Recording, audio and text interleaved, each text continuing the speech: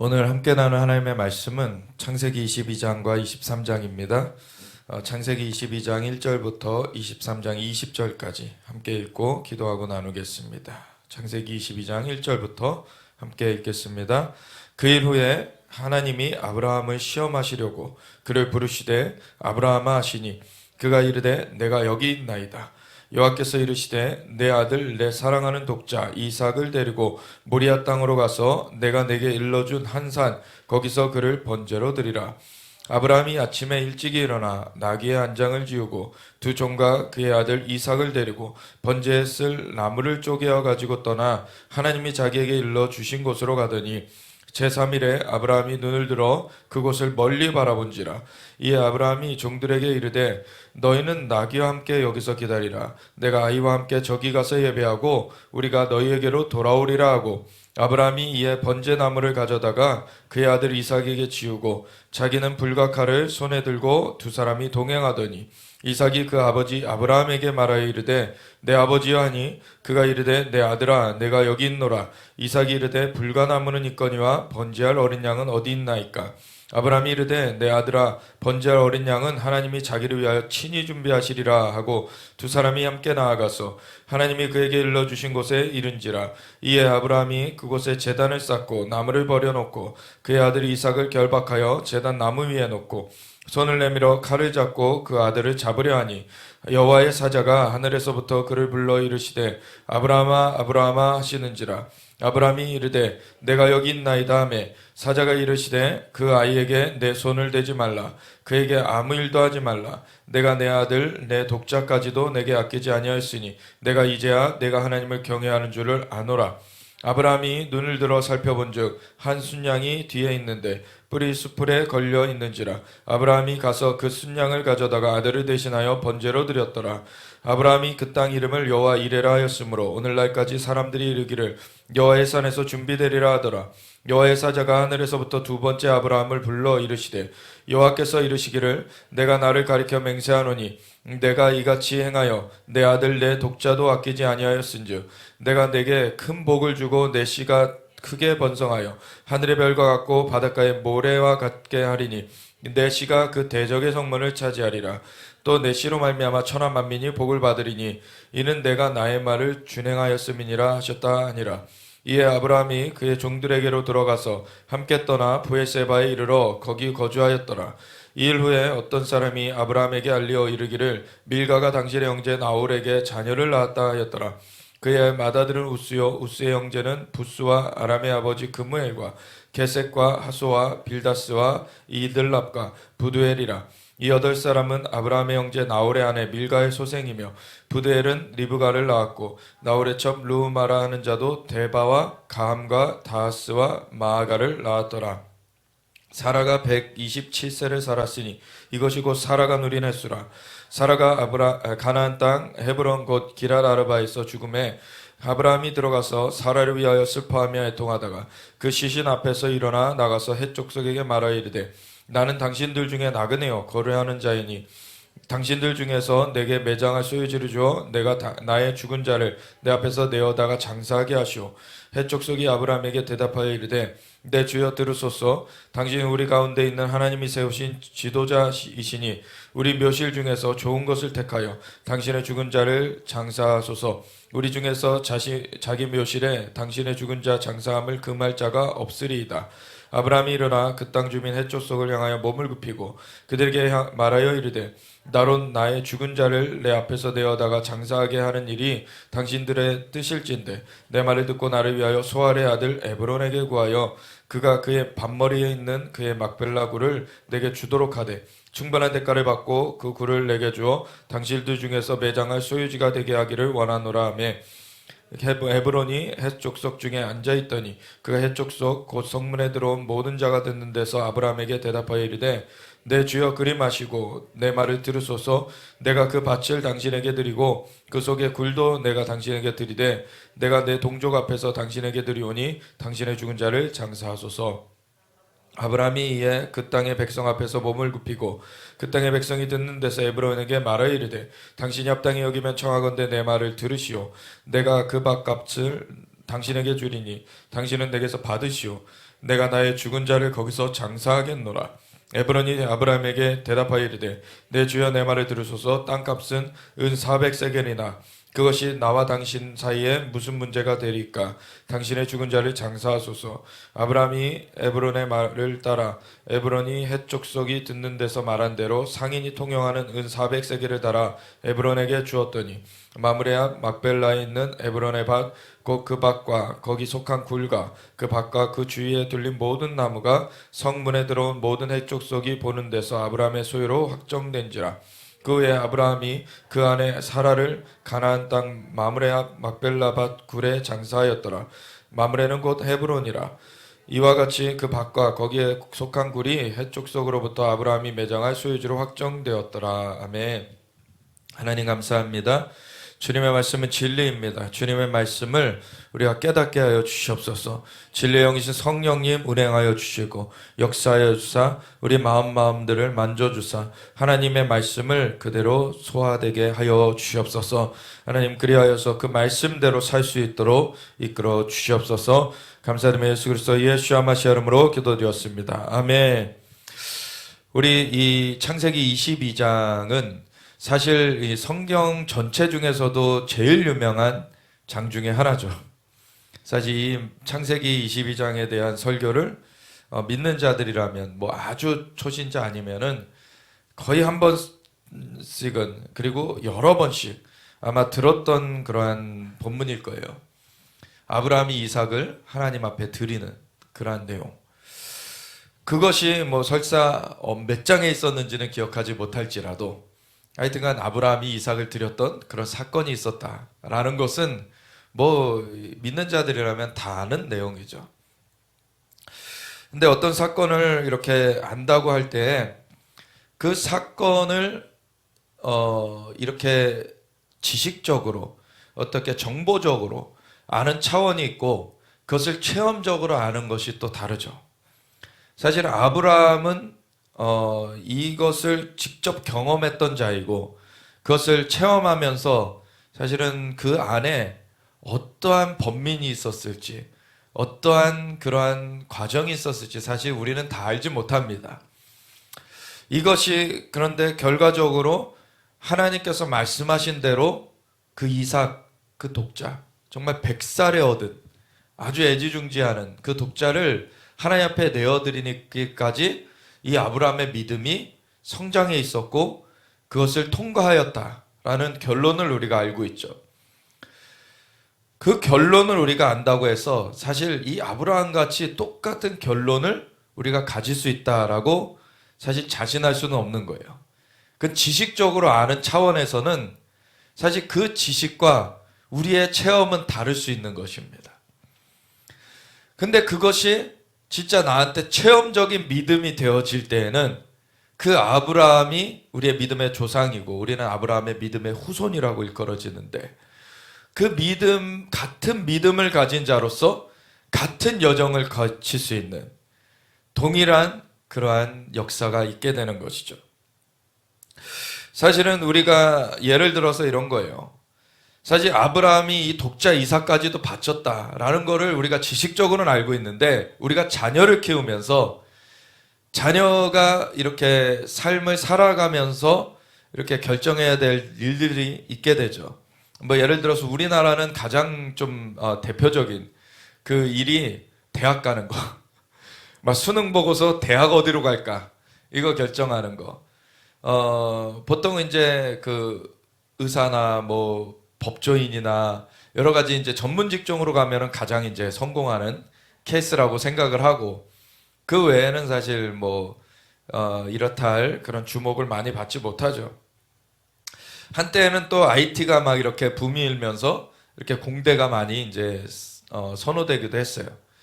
사실 미국의 경우, 우리나라의 경우는 사실 많은 이렇게 자원이 있는 나라도 아니고 그리고 어떤 지식이 오랫동안 쌓여 있는 나라도 아니고 하다 보니까 그 외국에서 이렇게 만들어진 물건을 갖다가 파는 뭐 이런 걸로 이제 돈을 벌게 되는 그런 일들이 있었기 때문에 사실 새로운 창조적인 것이 많이 이루어져 가진 못했죠.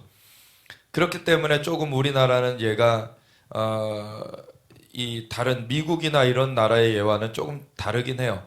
근데 미국 같은 경우에는 어떤 일들이 있습니까?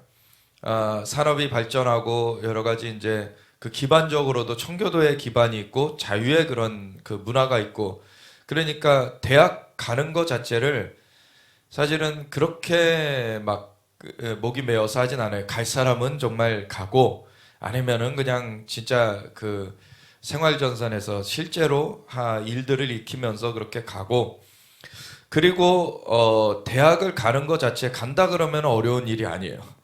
근데 대학에 가서 진짜 공부를 잘 해야지, 하려면 열심히 해야 졸업을 해요. 그러니까 우리랑 시스템이 좀 달라요. 근데 그런 문화 가운데서 이제 사실 이렇게 많은 그러한 부의 창출이 이루어진 부분은 사실 전통적인 그런 산업보다는 이 IT의 기술이나 이런 것들이 발전을 하면서 그냥 창고에서 친구랑 시작했던, 학교는 뭐 좋은 학교를 갈 수 있는 뭐 그러한 머리들이었지만, 일찌감치 어떤 자기의 진로를 이러한 뭐 소프트웨어 개발에 투자를 하거나, 아니면 어떤 뭐 새로운 기계를 개발하는 데 투자를 하거나, 이렇게 다 자신들의 특성을 살려서 나아간 사람들이 아주 그것에 대해서 결실을 거두게 되면서 굉장한 그러한 부를 얻게 되는 그러한 일들이 있고, 그러한 것 가운데서 성공이라고 말하는 그러한 과정을 가게 됐죠. 물론 그 세상의 성공과 주님 안에서의 성공은 같지 않습니다. 아무리 그렇게 부를 쌓아도 그것으로 천국의 땅 한 평 못 사요. 이 땅의 부로서는 천국의 어떤 것도 사실 못 사요. 오직 예수님을 믿어야지만 우리 천국의 백성이 되는 것이죠. 그래서 그 천국에서 쓰는 화폐는 이 땅의 화폐하고 같지 않습니다. 우리의 믿음이 필요한 거고, 그거는 믿음의 대상인 이 예수님을 실제로 의존해야 되는, 의뢰해야 되는, 그것이 중요한 것이죠. 근데 그냥 하나의 그림자처럼 이 땅 가운데 있는, 보이는 것은 보이지 않는 것의 그림자라고, 그림자와 같이 이렇게 시사하는 바들이 있기 때문에, 아까 아브라함이 이삭을 바친 얘기를 하다가 이제 예를 들게 된 건데, 자녀들의 진로를 사실은 부모들이 다 몰라요. 자녀 속에 어떠한 마음이 있는지도 사실은 몰라요. 그런데 일반적인 세상의 규격을 가지고서는 자녀한테 그거를 강제하게 되는 그런 경우가 사실 태반이죠. 그러니까 아브라함이 이삭을 바친 정도의 그런 얘기가 아니더라도, 사실 우리가 이 땅을 살면서 자녀가 어떤 진로를 가야 되는지 그 정도 수준에서도 사실은 믿음을 쓰질 못해요. 많은 경우에. 세상의 흐름을 따라서 결정을 하게 돼 있지, 많은 경우에 본인이 믿음으로 정말 하나님의 음성을 듣고 기도해가지고 그것을 따르는 경우는 많지 않다는 거예요. 그러면 이 아브라함이 이삭을 바친 그 내용을 지식적으로는 알아도 체험적으로는 지금 그것과는 거리가 먼 그런 상황인 거를 분명히 알아야 돼요, 사실은. 본인이 자녀를 놓고 결정을 할 때에 진짜 하나님께 맡기는 믿음이 있는지, 특별히 한국의 부모님들 굉장히 자녀에 대한 애착이 심하죠. 애착이 심하고 내가 결정을 안 해주면 자녀는 앞가림을 못할 걸로만 생각을 해요. 어떤 거는 도움이 계속 필요한 부분이 있고, 그건 맞는 얘기지만, 어떻게 보면은 다른 어떤 나라들에 비해서 우리나라에 그 성인이 된다라고 하는, 자기 앞가림을 할 수 있는 나이가 되는 게 굉장히 늦습니다. 굉장히 성장이 더딘 거를 봐요. 왜냐하면 모든 게 부모가 다 해주고 그거를 결정해주고 나중에 아이가 실제로 결정하려고 할 때 할 수 있는 어떤 준비도 되어 있지 않은 그러한 상황 가운데서 문제를 봉착하게 되는 그러한 일이 되기도 하죠. 참 하나님 앞에서 진짜 믿는다는 사람들도 똑같이 그렇게 하고 있으니 믿음의 그 실체가 어디 있느냐가 사실 삶에서 잘 안 보여져요. 아브라함도 사실 이것이 하루아침에 이루어진 게 아니에요.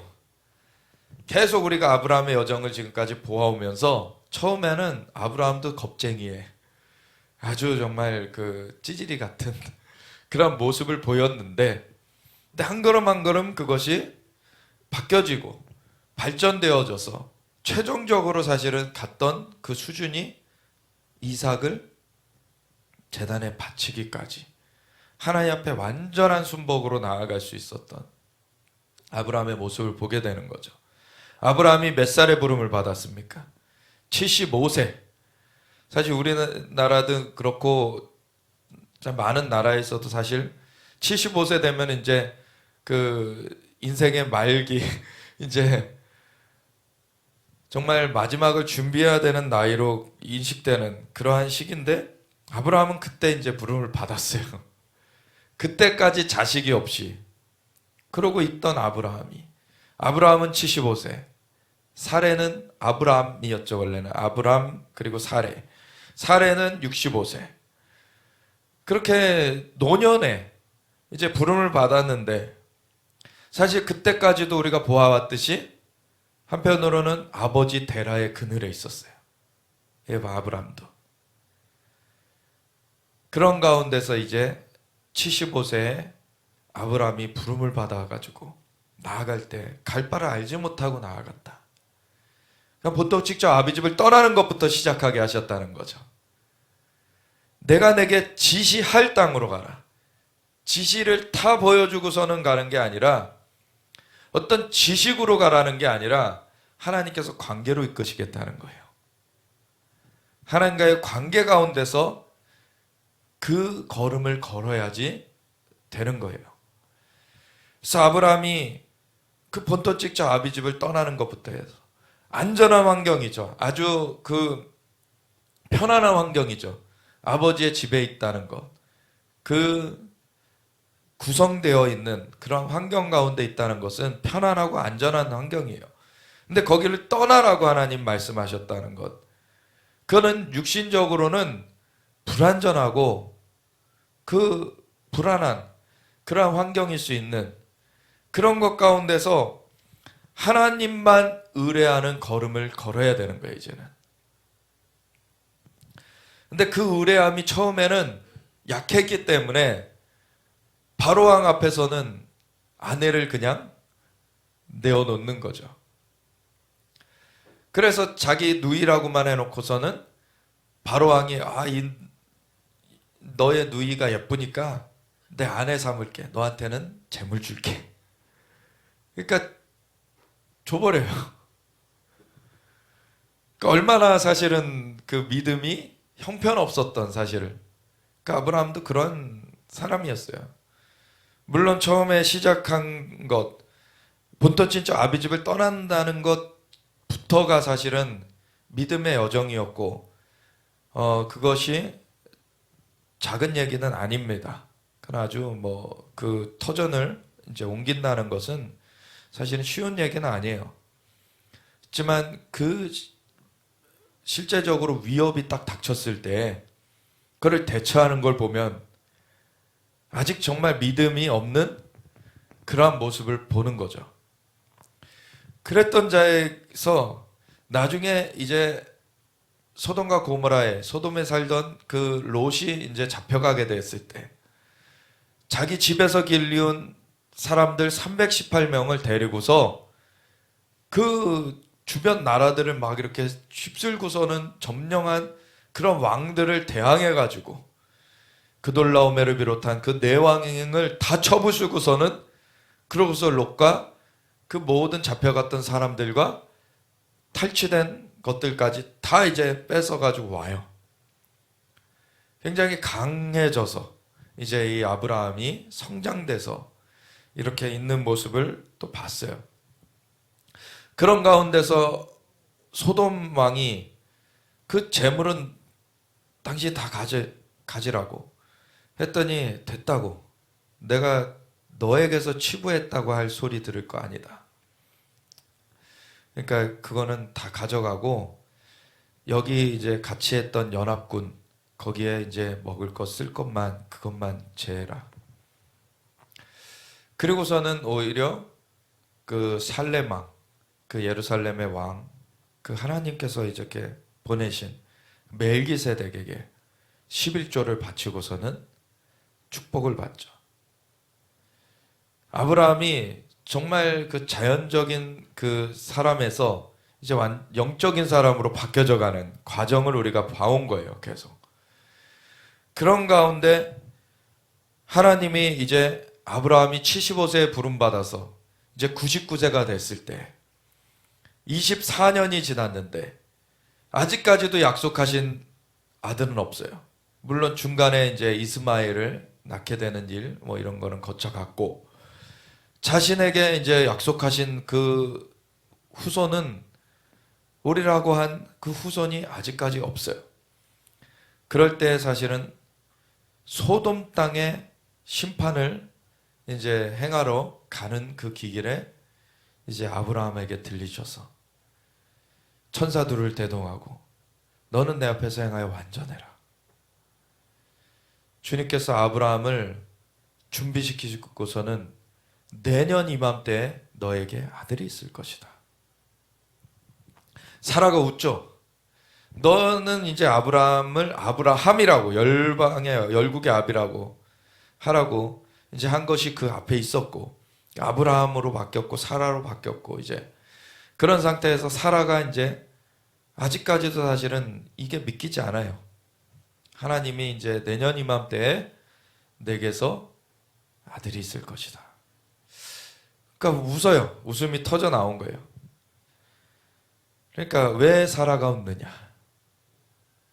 그랬더니 사라가 이제 두려워가지고 웃지 않았습니다. 발뺌을 하지만 네가 웃었느니라. 이 믿음의 과정이 보면은요, 처음에는 본토친척 아비집을 떠나는 것, 그것도 믿음이 필요했던 것이지만 그래서 믿음으로 나섰지만 실제로 위협하는 그 위협 앞에서는 사실은 무너졌던 그런 아브라함에서부터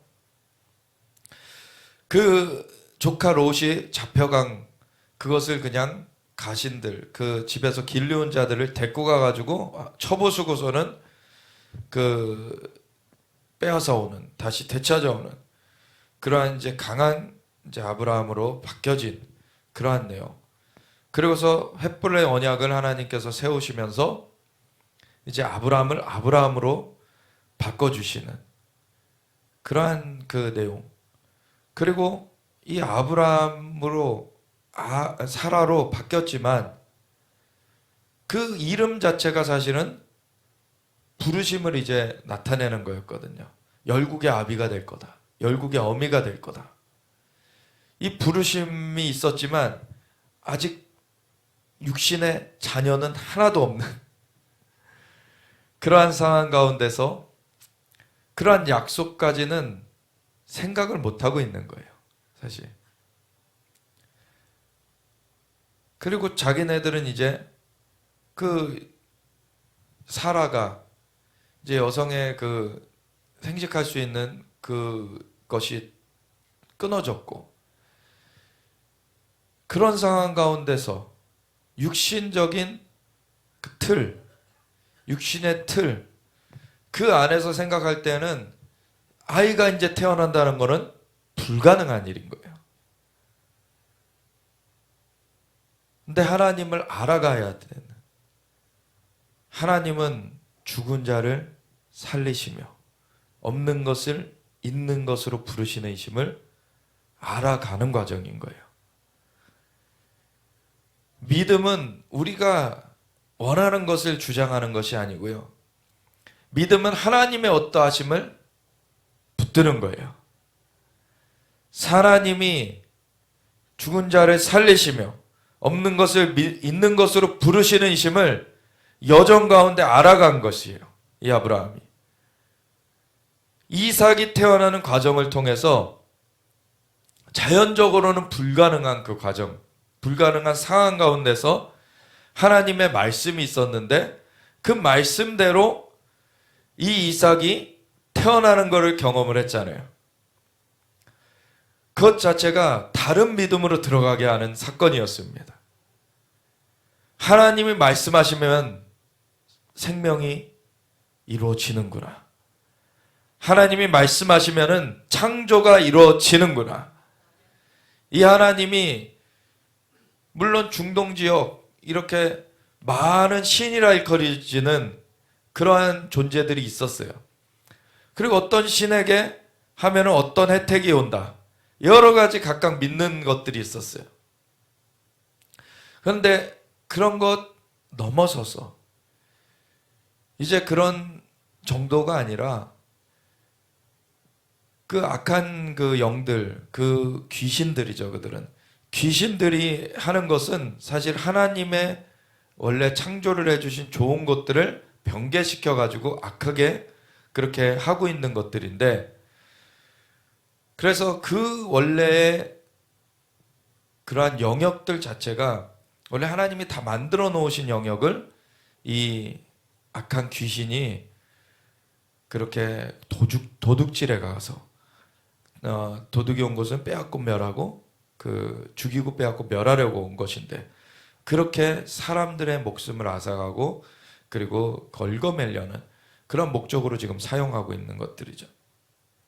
근데 사람들은 사실 그것에 계속 당하면서도 몰라요. 근데 하나님께서 이제 아브라함에게 찾아오셔서 본토 친척 아비 집을 떠나 내가 내게 지시할 땅으로 가라 해가지고 그 말을 들었을 때 처음에는 이분이 창조주이신지 사실 몰랐을 거예요. 이분이 그냥 신인 거는 알겠는데 정말 초월적 어떤 이 존재라고 인식이 되어지는데 하나님을 한 번도 아브라함이 사실은 경험해 본 적이 없었고 그 전에 하나님 창조의 주님, 정말 생명의 주님이시라는 것을 체험적인 믿음이 없는 상황이잖아요. 그런 상황 가운데서 그냥 어떤 초월적 존재, 어떤 다른 신과 절대적인 차이가 난다는 건 아직 모르는 그러한 상황 가운데서 그냥 나에게 어떤 신이 찾아오셨다 라고 하는 그런 차원에서 사실은 이 아브라함이 여정을 시작했을 수 있어요. 그러니까 그 대상이 어떠한 것까지를 할 수 있는지를 모르는 거죠. 그 대상이 어떠한 것까지 할 수 있는지를 아브라함이 몰라요.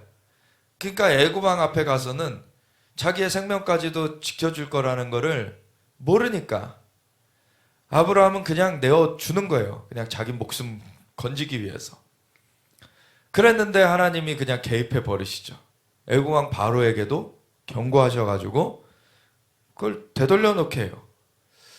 그걸 경험했을 때 이 아브라함은 이분이 심상치 않은 분이구나. 어떤 그때 당시에 최강대국인 그 애굽, 이집트의 왕인 바로까지 꼼짝 못하는 그러한 신인 걸 보면은 그냥 어떤 지역 신은 아니고 정말 이 최강대국까지도 압제할 수 있는 그런 큰 신이다라는 거는 이제 인식을 하게 됐겠죠.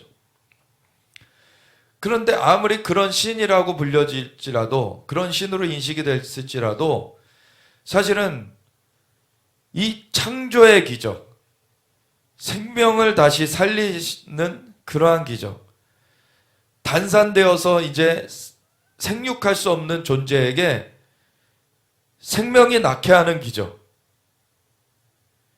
이거를 할 수 있는 신으로는 아직 모르는 거예요. 이 영역 자체가 사실은 창조주, 그 생명의 주, 하나님의 고유한 영역인 거예요. 마귀는 이 땅 가운데 풀어져 있는 것 중에서 변개시켜가지고 거짓 그러한 기사, 거짓 표적, 거짓된 것들을 행하지만 생명을 만들어낼 수는 없어요. 창조를 할 수는 없어요. 마귀는 생명과 창조를 이룰 수 없습니다. 마귀 자체도 피조된 존재 중에서 타락한 자예요. 하나님만이 창조주이십니다. 하나님만이 생명의 근원이 되시는 분이세요. 그러니까 이삭이 태어나는 그 사건을 통하여서 사실은 하나님은 오히려 사라가 생육하는 기능이 끊어질 때를 기다리신 거예요. 오히려 자연적인 영역에서의 일이 아닌 것을 나타내신 거예요. 이것이 초자연적인 일인 것임을, 그것을 이루는 내가 누군지를 너는 알아야 된다. 그전에도 방문하셨고 말씀은 해주셨었어요. 나는 전능한 자다. 내 앞에서 행하여 완전해야 된다. 근데 그것이 듣기는 했는데 체험적으로 믿음으로 이 아브라함한테 들어가게 되는 것은, 그게 바로 그렇게 되어지는 것은 아닌 거죠. 하나님의 말씀은 들었는데 그것을 자기의 삶에서 진짜 초자연적인 이 이삭의 출생을 통해서 이 하나님이 진짜 말씀대로 기적을 이루시는 분이시다. 창조를 행하시는 분, 정말 생명을 부여하시는 분이 이 하나님이시구나. 이제는 절대자이신 것을 알게 되는 거예요.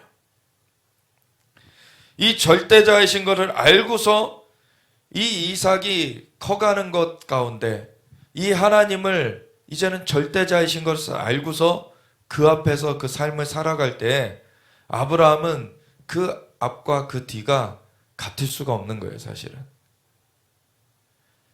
이삭이 이제 17살쯤 될 때까지 또 17년이 흐른 거죠. 이미 이삭의 출생으로 말미암아 하나님은 창조의 주님이시고 생명의 주님이신 것을 체험적으로 알았어요. 이 아브라함이. 그러고서 17년을 지났을 때 이 이삭을 바치라고 하시는 하나님 앞에 이미 하나님은 죽은 자를 살리시며 없는 것을 있는 것으로 부르시는 이심을 알았죠. 그러니까 여기도 보면은 지체치 않고 갑니다. 아브라함이. 보면 그 일 후에라고 창세기 22장이 시작되는데, 그랄 땅에, 정말 브에세바 쪽에 그랄 땅에 있었던 아비멜렉 그 왕이 와가지고 너는 하나님이 항상 함께 계시니 너랑 약조를 맺기를 원한다 해가지고 언약을 맺은 것이 그 브에세바, 그 7셈의 그 우물이라는 뜻이기도 하고 언약의 우물이라는 뜻이기도 한데, 그 브에세바의 그 언약을 맺고서 그 다음에 얘기를 하는 거죠. 그 일 후에 하나님이 아브라함을 시험하시려고, 이 시험이라는 말은 사실 이 원어는 다른 데서 안 나오고 딱 여기서만 나오는 단어입니다. 근데 뭐 간단하게만 얘기를 하면은 마귀가 시험한다고 할 때 그 시험은 템테이션이죠. 유혹이죠. 근데 하나님의 시험은 테스트 하시는 거예요. 믿음을 테스트 하시는 거죠. 그 믿음을 테스트 하시는 그 일을 하시려고 그를 부르시되 아브라함아 하시니 그가 이르되 내가 여기 있나이다. 여호와께서 이르시되 내 아들 내 사랑하는 독자 이삭을 데리고 모리아 땅으로 가서 내가 내게 일러준 한 산 거기서 그를 번제로 드려. 참 우리 한글 표현이 좀 이렇게 애매한 것들이 있어요.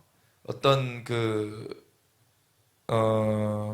영과 영혼의 구분이 사실 잘 안 돼 있는 경우들이 있고요. 이 성경에서도 보면은, 그리고 이렇게 과거, 그리고 현재 진행, 미래, 이런 것들이 잘 표현되지 않은 경우들이 있어요. 여기서 보면은 내가 내게 일러준 한산 이렇게 돼 있죠. 근데 영어로 보면은요, I will tell, 내가 내게 말할, 미래형으로 되어 있습니다. 그것이 원어의 표현을 그대로 살린 거예요, 사실. 이게 과거 얘기가 아닙니다. 아브라함을 처음 부르셨을 때와 같았고, 내가 내게 지시할 땅으로 가라 그러셨던 것처럼, 내가 내게 일러줄 한산 거기로 가라. 사실은 처음 불렀을 때 그 얘기와 어떻게 보면 데자뷰 되는 것처럼, 하나님께서는 이제 다른 그 믿음의 수준에 이르러 있는 이 아브라함에게 이제 또 한 번 다음 여정을 이제 인도하실 때, 내가 내게 지시해줄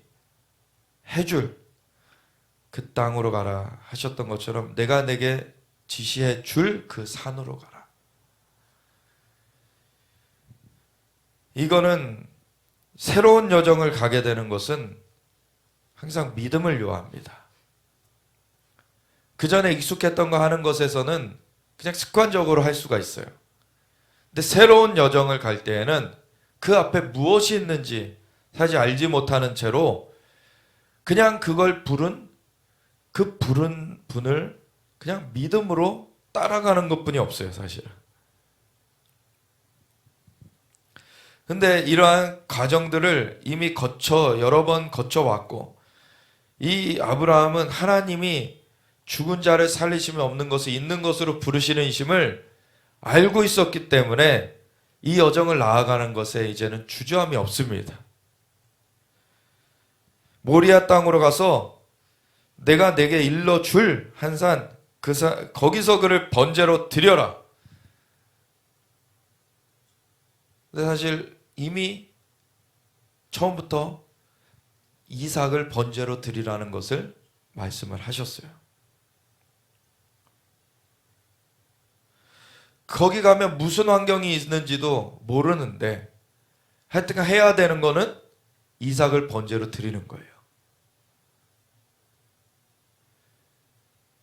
정말로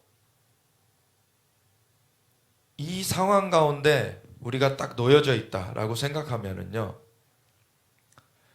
어떤 생각이 들겠습니까? 온갖 생각이 다 들겠죠, 사실. 거기에 무슨 어떠한 환경이 있을지에 대한 것도 모르겠고, 이삭을 번제로 드린다는 것이 이게 말이 되는 얘기인가? 초자연적으로 하나님 약속하셔서 준 아들인데, 근데 이제는 또 번제로 드리라고 하시는데, 이게 도대체 무슨 의미실까? 근데 아브라함이 아침에 일찍 일어나요. 그래서 나귀의 안장을 지우고 두 종과 그의 아들 이삭을 데리고 번제에 쓸 나무를 쪼개어 가지고 떠나. 사실 이 믿음의 여정을 갈 때에는요, 너무 생각이 많으면 의심이 많아져요. 생각 너무 많이 하면 안 돼요. 생각을 많이 하잖아요? 그럼 변명거리를 만들어 가게 돼요. 자꾸. 하나님의 말씀이 맞는지만 확인을 하고, 그게 맞다면요, 한 걸음을 떼어보는 거예요. 그러면 그 다음 걸음이 보여져요. 그게 믿음의 여정입니다. 하나님이 다 블루프린트를 다 주셔가지고 그걸 보면서 가는 게 아니에요. 왜냐하면 그 지식으로 가는 것이 아니라 하나님과의 관계로 가는 길이기 때문에, 하나님을 신뢰함으로 한 걸음을 걸으면은 그 다음 길이 보여집니다. 그렇게 가는 거예요. 그래서 아브라함은 한 걸음을 뗀 거예요. 그냥 아브라함이 아침에 일찍 일어나 나귀 안장을 지우고 두 종과 그의 아들 이삭을 데리고 번제에 쓸 나무를 쪼개어 가지고 떠나 하나님이 자기에게 일러 주신 곳으로 가더니, 근데 여기서는 이미 과거형으로 바뀌어 있어요. 사실 완료형으로. 그 앞에 2절에서는 일러 줄 한 산으로 가라라고 하나님 말씀하셨는데, 아브라함이 이제 발걸음을 띄니까 일러 준 산이 됐어요. 발걸음을 떼니까 그 다음 스텝이 나타난 겁니다. 일러 주신 곳으로 가요 이제. 그리고 제3일에 아브라함이 눈을 들어 그곳을 멀리 바라봤어요. 오늘날도 이스라엘 가보면은 이스라엘 성전산의 그 아래쪽 남쪽으로 이제 다윗성이 있고요. 다윗성 아래에 흰 골짜기가, 남쪽으로는 흰 골짜기가 있죠. 그 흰 골짜기 더 남쪽으로 이제 그 있는 산이 있어요. 거기서 보면은 이제 그 다 보이는 거죠, 성전산이. 그쪽까지 간 거예요, 이제 아브라함이. 그래서 멀리서 바라보는 거예요. 이에 아브라함이 종들에게 이르되 너희는 나귀와 함께 여기서 기다려라. 내가 아이와 함께 저기 가서 예배하고 우리가 너에게로 돌아오리라. 여기서 믿음의 고백이 보이십니까? 하나님은 죽은 자를 살리시며 없는 것을 있는 것으로 부르신 이심을 믿은 것이 여기에 고백으로 나타나 있어요. 하나님이 분명히 처음부터 이삭을 번제로 드리라고 하셨거든요. 그럼 번제가 이루어진다는 것을 알고 있는데 분명히 여기선 고백하기를 내가 아이와 함께 저기 가서 예배하고 우리가 너희에게로 돌아오리라. 나만 돌아오겠다는 거 아니에요. 하나님이 분명히 역사하실 것에 대한 믿음을 갖고 있는 거예요.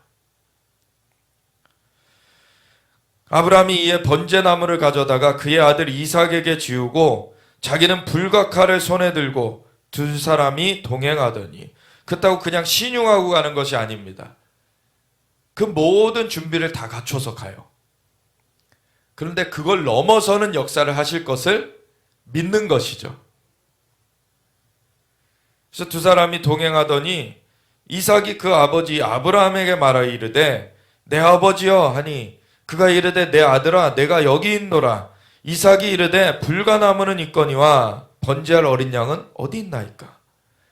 분명히 지금 제사 지내러 그 예배 드리러 간다고 하나님께. 그럼 번제를 하는 것을 이 이삭도 보아왔는데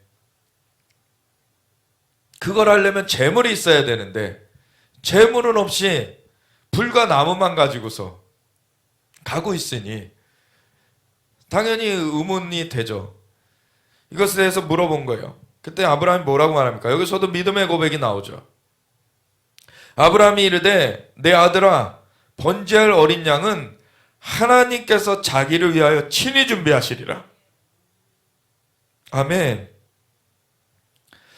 아브라함은 하나님이 뭔가를 하실 것이라는 것을 신뢰하고 있는 거예요. 그렇게 말하고서 두 사람이 함께 나아가서 하나님이 그에게 일러주신 곳에 이른지라. 그 모리아 산, 그 뒤에 성전산이라고 일컬어지게 된 그곳에 일러서 이에 아브라함이 그곳에 제단을 쌓고 나무를 버려놓고 그런 다음에 아들을 결박을 해요. 그의 아들 이삭을 결박하여 제단 나무 위에 놓고 손을 내밀어 칼을 잡고 그 아들을 잡으려 하니, 사실 이 아브라함은 그냥 신용만 했던 것이 아니에요. 실제로 자기한테 명령한 것은 다 수행을 했어요. 우리가 어떤 변명거리를 가지고서 나아가게 되면요, 하나님의 역사를 경험치 못합니다. 근데 우리가 하나님의 말씀하신 그대로를 순종하게 되면요, 우리의 생각을 넘어서는 기적을 경험하게 돼요. 아브라함은 이걸 알았던 거예요. 그래서 꾀를 쓰는 것이 아니라 하나님 앞에 하나님이 하라고 하신 대로만 하면 하나님은 하나님의 역사를 행하신다. 팀워크가 되는 거예요, 이제. 하나님이 이렇게 팀워크 되는 사람들을 찾으십니다. 아니, 말이 통해야지 일을 하죠, 같이. 우리 특수부대가 막 작전을 하려고 그러면요, 정말 약속된 대로 움직여줘야지. 그거를 신뢰하고서 먼저 가가지고 무슨 적의 레이더를 먼저 교란시키는 그 약속대로 행해야지. 그 다음에 비행기가 들어가가지고 요격을 하든지 이런 약속대로 돼야지 움직여질 수가 있잖아요. 자연적으로도 그런데 초자연적이신 하나님과의 이 약속이 맞아져야 하나님의 역사를 경험하게 되는 것입니다. 하나님 말씀하신 대로 그대로 우리는 하면 하나님은 하나님의 역사를 행하십니다. 하나님의 작전이 이루어지는 거죠. 그래서 이 아브라함은 하나님 말씀하신 대로 그대로 하는 거예요. 어떻게 보면 세상 사람들은 정말 무식하다, 광신적이다, 이상하다라고 할 수도 있는 거죠. 물론 하나님의 말씀을 듣지 않고 그냥 자기가 추정해서 하면 안 됩니다. 하나님의 말씀이 있을 때, 왜냐하면 그 모든 계획을 실행하시는 분, 시작하시는 분, 그걸 이루시는 분 하나님이세요. 하나님의 계획을 붙잡아야지 온전하게 그것이 이루어지는 것이지 내 생각을 붙들고 간다고 이루어지는 게 아닙니다. 하나님이 말씀하신 그걸 그대로 우리는 행하는 거예요. 그러면 그것은 반드시 이루어집니다. 하나님이 우리의 삶에서 어떤 진짜 우리의 범주를 넘어서는 것을 하라고 하실 때들이 있어요. 물론 작은 예지만 이곳에 들어올 때도 우리에게는 보증금 한 푼 없었다니까요. 하나님이 근데 성전을 세우라 하셨고 그것에 대해서 씨앗헌금을 또 한 자매가 내어놓고 그럼에도 잔금은 하나도 없이 우리는 이삿짐을 나르고 있었고 하나님께서 우리가 그 모든 과정을 그냥 그대로 실행을 하고 있을 때 하나님은 하나님의 기적을 준비하고 계셨어요.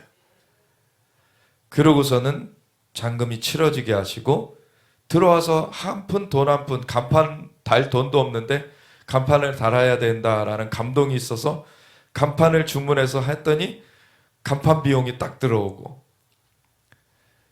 여기 바닥을 깔고 음향 장비를 해야 되는데 그걸 시작해가지고 잔금을 치러야 되는 날에 10,000원 단위까지 정확하게 그 돈이 들어오고 믿음의 과정은요 이 땅에 돈이 있어서 그걸 보고 가는 게 아니에요. 하나님은 죽은 자도 살리시고 없는 것을 있는 것으로 부르시는 분이심을 믿어야 됩니다. 이 땅에 안 보여지는 것을 행하라고 하실 때에는 하나님이 그것을 이루시겠다고 하시는 거예요. 그때 필요한 것이 믿음입니다. 보여지는 것 갖고 하는 것, 그건 믿음이 없이도 하는 거예요, 그냥. 보여지는 것을 갖고 하는 건 세상 사람들도 하는 거예요. 근데 믿는 자들은 믿음은 바라는 것들의 실상이요 보이지 않는 것들의 증거다. 바란다고 해서 우리가 그냥 막 아무거나 바란다고 그거 얘기하는 게 아니죠. 진짜 이 땅에서의 썩어 없어질 것이 아니라 영원한 존귀한 그것을 하나님은 우리에게 주시려고 하시고 그 바라는 것에 대한 실상을 우리에게 나타내시려고 하시는 거예요. 그리고 보이지 아니하는 것, 그것은 지금 육신의 눈으로는 보여지지 않아요. 믿음의 눈으로만 보여지는 것입니다. 그것이 증거로 우리 안에 있게 되는 것이 그것이 그 전에 한번 히브리서 우리가 나눌 때 그 얘기 드렸었죠. 부동산 등기 같이, 토지 등기와 같이, 토지가 내 옆에 있진 않아도 토지가 저기 있는데 토지 등기가 내 손에 있으면요, 그걸 내가 소유하고 있는 거예요. 믿음이라는 게 이런 것이다. 보이지 않는 것의 증거라는 말이 그 등기를 갖고 있다는 말인 것이다, 이 얘기죠. 근데 그 땅을 진짜 밟을 날이 또 오죠. 그래서 지금은 내 앞에 그 토지가 보이지 않아도 그 토지 등기가 내 안에 있으면은 그 토지는 내 것이 된 거예요. 믿음이라는 것이 이런 것이라는 거예요. 믿음이 없이는 하나님을 기쁘시게 못하나니 하나님께 나아가는 자들은 반드시 그가 계신 것과 자기를 찾는 자들에게 상 주시는 이심을 믿어야 할지니라. 믿음으로 하나님 앞에 나아가면은요, 하나님 그걸 기뻐하시고 믿는 자들에게 상을 베풀어 주시기 원하세요. 아멘. 왜? 하나님이 모든 걸 만드신 분이시고 하나님 생명도 부여해 주신 분이신데 하나님께는 능치 못하심이 없으십니다. 믿는 자에게 능치 못하심이 없으시느니라. 믿는 자들에게는 그 모든 역사가 풀어질 수 있어요. 너희가 믿으면 영광을 보리라. 나사로를 살리실 때 그것을 걱정하고 있던, 주여 죽은 지 사흘이나 되어서 썩은 냄새가 납니다 라고 말하다가 그렇게 예수님께 말씀드렸을 때, 내가 너희에게 믿으면 영광을 보리라 하지 않았느냐.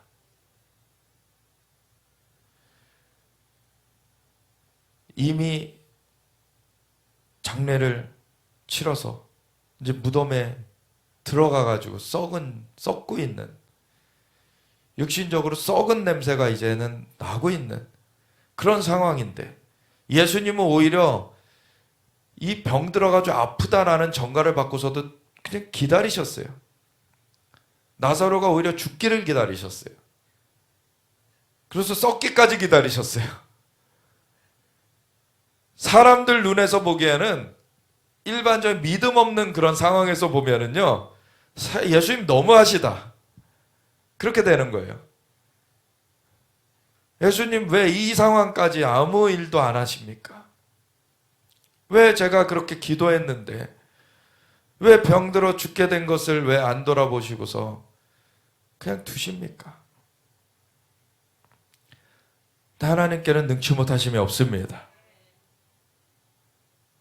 우리가 그냥 원하는 거 안 들어줬다고, 원하는 방식으로 안 들어줬다고 하나님을 불평한다는 것은 믿음이 없는 거예요.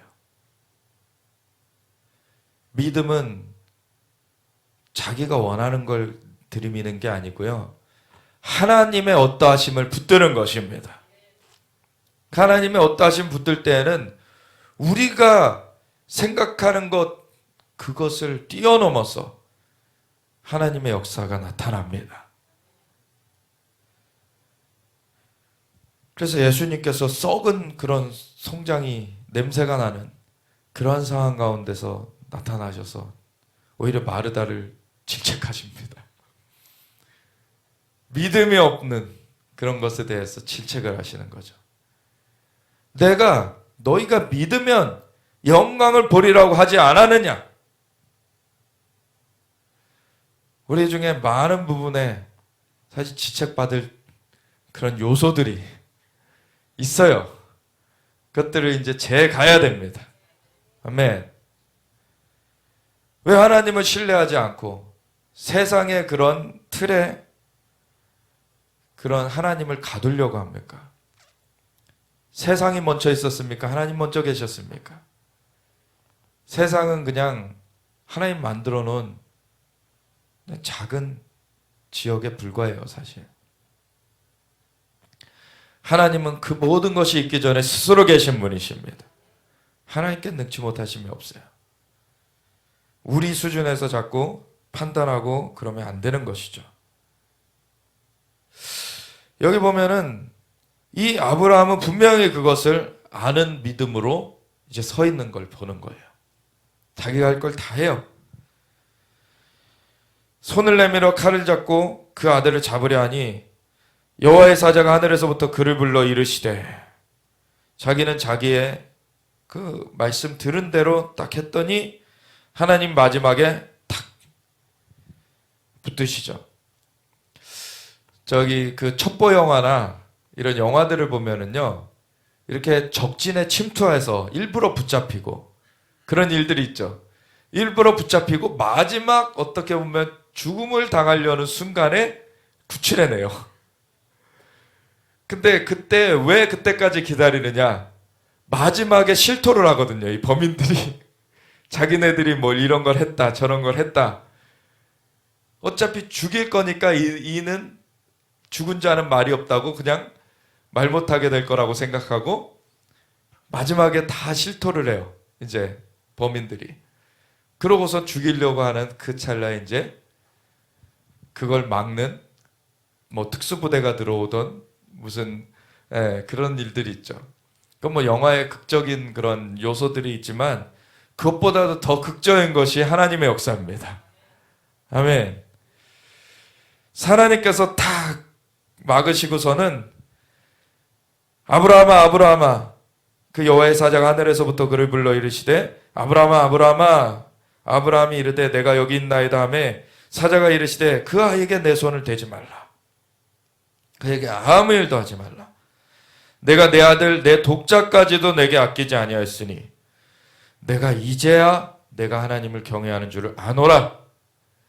사실 아브라함 안에 믿음이 증가되고 성장되고 있었는데 그것이 야고보서의 말씀대로 믿음은 행함으로 열매 맺게 돼 있다.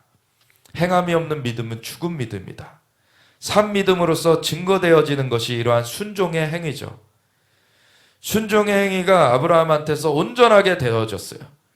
그러니까 내가 하나님을 경외하는 줄을 안다라고 하는 것은 인정한다라는 얘기예요. 인정한다. 그러니까 믿음의 조상으로 완전하게 세워진 것입니다. 아브라함이 눈을 들어 살펴본 적 한 순양이 있는데 아브라함이 고백한 대로 하나님께서 친히 제물을 준비하실 것이다. 믿음의 고백한 대로 그 순양이 그 제물이 있는 것을 보게 되는 거죠. 뒤에 있는데 숯불이 숯불에 걸려 있는지라 아브라함이 가서 그 순양을 가져다가 아들을 대신하여 번제로 드렸더라.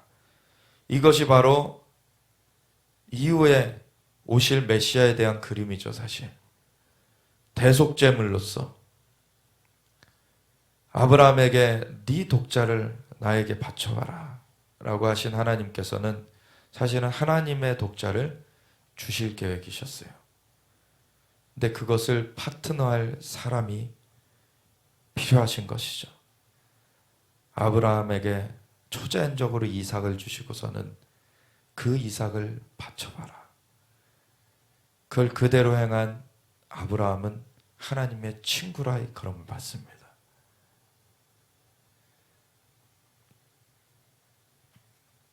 아브라함이 그 땅 이름을 여호와 이레라였으므로 오늘날까지 사람들이 이르기를 여호와의 산에서 준비되리라 하더라.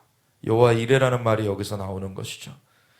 하나님은 하나님의 준비를 정말 빠짐없이 하십니다.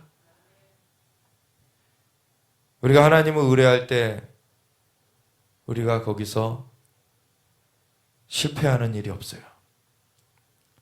자녀도 하나님께 의뢰함으로 드릴 때에 하나님이 돌보시는 것을 경험하게 됩니다. 자녀를 내가 다 판단해서 할 수 있다라고 생각하면은 그 수준에서 정말 보지 못하는 많은 영역들을 사실은 나중에 그것이 변수로 다가오는 것을 경험하면서 후회하게 될 수 있어요. 우리가 또 우리의 역할은 또 해야 되겠죠.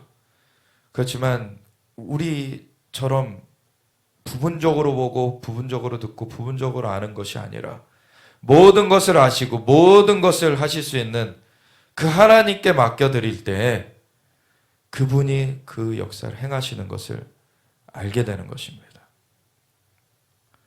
이것에 대해서 어떻게 반응할지는 각자의 선택이에요. 그리고 그것에 대한 결과도 각자가 얻게 되는 것입니다.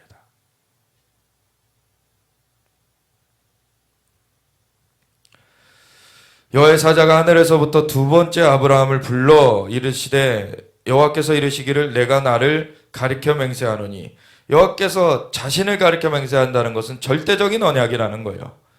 내가 이같이 행하여 내 아들 내 독자도 아끼지 아니하였은즉 내가 내게 큰 복을 주고 내 씨가 크게 번성하여 하늘의 별과 같고 바닷가의 모래와 같게 하리니 내 씨가 그 대적의 성문을 차지하리라. 메시아의 언약을 주시는 것입니다. 이제 그 후손 가운데 메시아를 주실 것에 대해서, 그것이 예표적으로 이제 이삭의 삶을 통해서 이제 나타나는 것이고, 그래서 이삭으로 이제 시작해서 그 후손들로 계속 이어져 갈 때 이 이스라엘 백성들이 사실은 뛰어난 그 역량을 발휘하게끔 하나님이 계속 축복해 주시는 거예요. 그런 것 가운데서 메시아께서 오셔서 대적의 성문을 차지한다. 이제 마귀의 일을 멸하려고 하나님의 아들이 오신 것은 마귀의 일을 멸하려 하심이라. 마귀가 이 세상 신노릇하면서 죽이고 빼앗고 멸하려고 하는 것들을 깨트려 버리시고 양으로 생명을 얻게 하시고 풍성히 얻게 하시는 그 하나님의 역사를 풀어주시겠다. 그리고 또 내 씨로 말미암아 천하 만민이 복을 받으리니, 이것은 천하 만민에게 펼쳐지는 그러한 복이 될 것이다. 이는 내가 나의 말을 준행하였음이니라 하셨다 하니라. 이 아브라함의 순종으로 말미암아 이 길이 열려진 거예요. 이게 얼마나 놀라운 것입니까? 이 아브라함이 그의 종들에게로 돌아가서 그 말한 대로 우리가 다시 돌아올 것이다. 그렇게 됐죠. 함께 떠나 부엘세바에 이르러 거기에 거주하였더라. 이후에 어떤 사람이 아브라함에게 알려 이르기를 밀가가 당신의 형제 나홀에게서 자녀를 낳았다. 그러면서 나중에 나홀의 자녀인 그 부두엘에게서 리브가가 나는 그런 얘기가 요 뒤에 나와 있고, 나중에 리브가가 이삭의 아내로 이렇게 취해지게 되죠. 하나님이 이 모든 것들을 다 이렇게 돌봐가고 계시는 것입니다. 그래서 23장에 넘어가 보면은 23장은 그 사라가 죽는 얘기가 나오죠. 127세를 살았어요. 사라가 90세에 이삭을 낳았습니다. 그리고 이삭이 17살 때에 번제를 드리는 사건이 있었어요. 그러니까 사라가 107세가 되었을 때죠. 거기서 20년을 더 살았어요, 이 사라가. 그러니까 뭐 이삭이 한 37, 40이 좀 안 됐을 때죠. 이제 사라의 연수도 이제 다 하고, 오늘날로 치면은 뭐 참 나이가 많아서 이제 가게 된 것이지만, 뭐 이때까지는 계속해서 이제 연수가 줄어들고 있는 상황이죠, 지금. 사라가 이제 127세를 살았고, 이제 이 어머니 사라도 이제 끝나는 날이 왔습니다. 아브라함이 애통하고, 사실 이때는 부에세바에서 좀 더 북쪽으로 이제 올라와서 헤브론에 있을 때인데, 그 기랏 아르바라고도 불려지는 그 헤브론이 해쪽 속땅이었는데 거기에다가 이제 매장지를 구하는 거죠. 그래서 막벨라 굴을 얻어요. 은 400세겔을 주고 사요.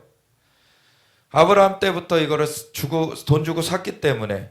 그리고 이때는 뭐 이스마엘 그리고 저 하갈은 이제 이미 떠나보낸 후였고, 아브라함과 사라의 매장지로서 이제 이 막벨라굴을 산 것이고, 이삭과 함께하는 가운데 그 돈 주고 산 것이기 때문에 사실 유대인들에게 이 땅이 속하는 게 맞는 것이죠. 이게 자연적인 권리로도 하나님께서 창조 주시기 때문에 내가 이 땅 누구한테 줬다 그러면 그거는 자들의 것이 되는 거예요, 사실은. 근데 그것에 플러스 돼가지고 지금은 자연적으로도 돈 주고 그 땅을 샀어요. 오늘날 그래서 사실은 오늘날에 가보면 헤브론이 그 아랍 지구로 되어 있어요. 그래가지고 거기서 막 그런 봉기도 많이 일어나고, 사실 유대인들이 못 들어오게 하려고 굉장히 오늘날에도 그렇고 있는데, 거기 보면 오늘날까지도 굴이 저 묘지가 있어요, 묘지가. 근데 굴은 아니고 지금은 이제 건물을 거기다 지어놔 있죠. 근데 재밌는 게 그겁니다. 저 아브라함 묘를 중심으로 해가지고 반은 그 유대인들이 들어갈 수 있는 쪽으로 보여지게 하고, 반은 아랍인들이 들어갈 수 있는 쪽으로 보여지게 해놨어요. 둘 다 아브라함의 후손이긴 해요. 그러니까 그것도 뭐 이해할 뭐 부분이지만, 사실 이스마엘에게는 이스라엘 말고 그 주변한 아랍국, 이스라엘보다도 100배가 넘는 땅을 하나님 주셨잖아요. 그러면 거기로 사실 만족하고, 이스라엘 땅은 유대인들에게 줬다라는 것을, 이삭의 후손들에게 줬다라는 것을 인정을 해야죠, 사실. 그러고서 같이 이제 서야 되는. 근데 하나님께서는 이 마지막 때 이사야 19장의 예언대로 그 일을 이루실 것입니다. 근데 이 23장을 보면서 우리가 이제 정리를 하고자 하는 것은, 결국에 이 모든 과정 가운데 우리가 이 땅에서의 삶을 마감할 날이 온다는 것이죠. 사라도 사실 사례였던 시기부터 믿음이 없이 그냥 아브라함을 따라 나섰던 것이고, 그런 가운데서 나중에 사례를 사라로 바꿔주셔서 하나님께서 그렇게 열국의 어미가 되리라 하셨는데, 그 자기의 생육이 이제 끝난 것, 단산되었음을 보는 것 가운데서 어떻게 아기가 날 수 있겠냐라고 사실 헛웃음이 나왔던 그러한 여인이었죠. 그러한 가운데서 이삭이 실제로 태어나고, 하나님에 대해서 이제 이 사라도 깨우치게 되었기 때문에, 사실은 나중에 이삭을 아브라함이 데리고 가서 번제로 드리려고 할 때에도 사라가 그걸 막았다는 기록은 없어요. 사라도 사실 그 믿음 가운데 같이 서게 됐다라고 보여지는 것입니다.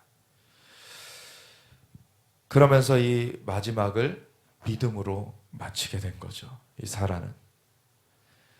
한 번 죽는 것은 사람에게 정해진 바요. 그 외에는 심판이 있습니다. 믿음을 지키고 믿음 가운데 죽는 자들은 영원한 생명으로,